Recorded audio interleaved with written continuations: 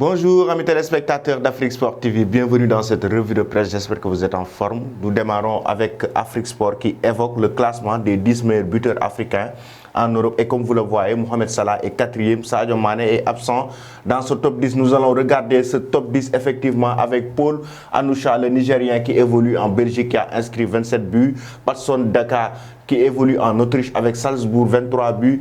Youssef El Arabi, le joueur de l'Olympiakos qui a inscrit 20 buts cette saison. Mohamed Salah, comme je l'ai dit, 4e du classement qui évolue en Liverpool, a marqué 19 buts cette saison en Europe. Aaron Pudelska, le joueur gabonais qui a inscrit 18 buts, qui évolue en Turquie. Smaï, le joueur nigérien qui évolue en Italie, a inscrit 16 buts. Youssef El Nesri, le joueur marocain du FC Séville en Espagne, a inscrit 15 buts. Vincent Aboubakar, le Camerounais qui évolue à Besiktas en Turquie, a aussi marqué 15 buts, tout comme Mambiram Diouf, le Sénégalais qui évolue en Turquie, 15 buts.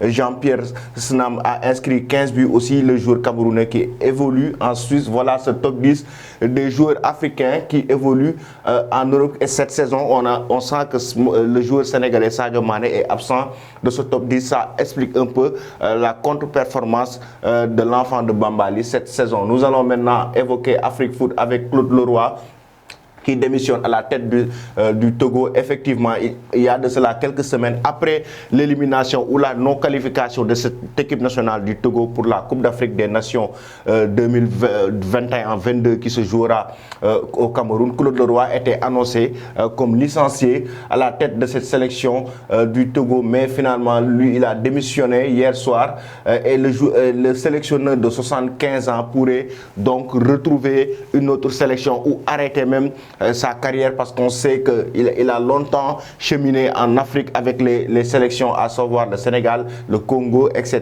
Mais en tout cas, Claude Leroy est un entraîneur très expérimenté en Afrique. Nous allons maintenant en France pour évoquer la Ligue des Champions avec les quarts de finale retour. Le Bayern Munich qui fera face au Paris Saint-Germain ce soir. Un jardin à réenchanter. Effectivement, c'est le titre du journal L'équipe. Ce sera un match choc entre les deux équipes et le plan du Bayern Munich est de contrer Neymar, mais surtout Kylian Mbappé, de l'empêcher de faire son jeu sur le plan tactique, de montrer sa puissance sur le plan physique et technique. Aujourd'hui, ce sera un match choc entre ces deux grandes équipes, le Paris Saint-Germain et le Bayern Munich, qui se sont retrouvés il y a de cela une année, la saison dernière, en finale de Ligue des Champions, et le Bayern l'avait remporté. Mais au match aller cette fois-ci, le Paris Saint-Germain a pris le dessus. Et ce match retour, nous attendons vos pronostics concernant cette rencontre en commentaire. Nous allons maintenant du côté de l'Italie pour évoquer avec Corriere dello Sport ces deux hommes, Zlatan Ibrahimovic et Cristiano Ronaldo.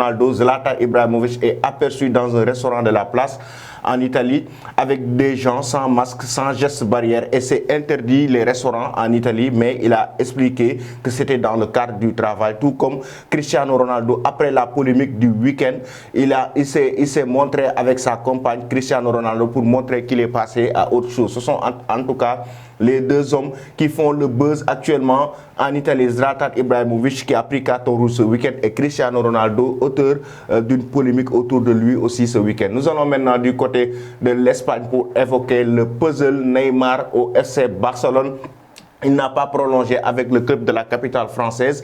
Neymar pourrait donc rejoindre le FC Barcelone, nous indique Mundo Deportivo, et qui parle d'un puzzle ou bien échange avec pourquoi pas Dembélé ou Lionel Messi. Mais en tout cas, Neymar est très attendu en Espagne. Cette rumeur circule depuis des jours. Le transfert de Neymar ou le retour de Neymar, le joueur brésilien qui a quand même remporté la Ligue des Champions, la Liga, avec cette équipe du FC Barcelone. Nous allons terminer cette revue de presse avec Florentino Pérez 2025 à la tête du Real Madrid. 6e mandat à la tête de la Maison Blanche. Florentino Pérez est le seul candidat, en tout cas à sa succession. Il va continuer à diriger cette équipe du Real Madrid pour peut-être continuer ses plans, à savoir Alan, mais aussi ses plans, à savoir Mbappé, ses projets avec le FC Barcelone, avec le nouveau Bernabeu.